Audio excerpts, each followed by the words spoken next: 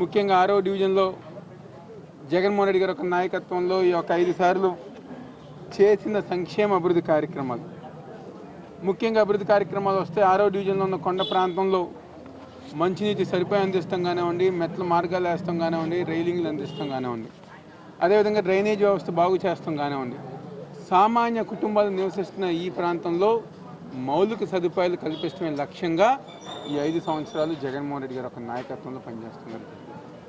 అదేవిధంగా దాదాపుగా 80 కోట్ల రూపాయలు కేవలం సంక్షేమ కార్యక్రమాలకి ఈరోజు అందజేసే విధంగా ఈరోజు జగన్మోహన్ రెడ్డి గారి యొక్క నాయకత్వంలో మేము అందరం గారు ముందుకెళ్తాం గారు జరుగుతుంది. ఒక్కసారి మనందరం గారు గమనించాలి, ఇదివరకు తెలుగుదేశం పార్టీ ఓడిపోయిన స్థానాల్లో ఒక్కటంటే ఒక్క అభివృద్ధి కార్యక్రమం గారు చేసేవారు కాదు, చెప్పుకోవటం గారు ఒక్క కార్యక్రమం గారు చేసేవారు కాదు.